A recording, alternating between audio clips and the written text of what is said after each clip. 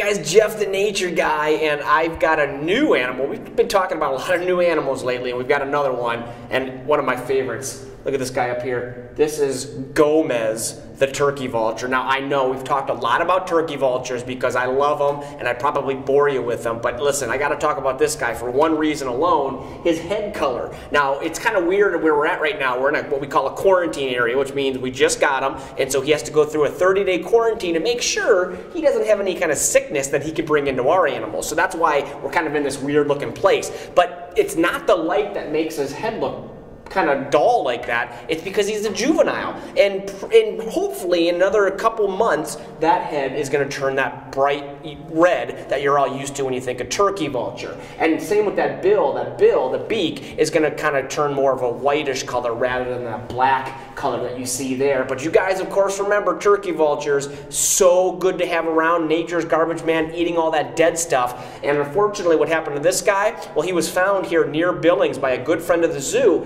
and unfortunately was hit by a car, probably on the side of the road eating something, hit by a car, and it damaged that wing. But here's the bad news. The Montana Raptor Rehab Center, the conservation center over in Bozeman, great facility. They did all they can to try to make that wing better, but sometimes there's not much you can do, and that's the case with this guy. It was unrepairable. So because of that, he just cannot fly good enough to send them back in the wild. And it's important for a turkey vulture because they're migratory. That means they head down to South America. But if you can't fly and you can't migrate, well, you're going to get stuck here in the winter and you're not going to make it. So he was deemed unreleasable, and here he is with us here at the zoo. But the great news is he's going to hang out with his buddy Lurch. That's the other turkey vulture we have, and he will be, of course, on exhibit and an education bird, we're hoping. So maybe he might actually come to your school. Kind of cool. But of course, you remember all the things I've talked about turkey vultures. Bald head keeps them clean, white legs because they, poop down their own legs to keep cool on a hot summer day.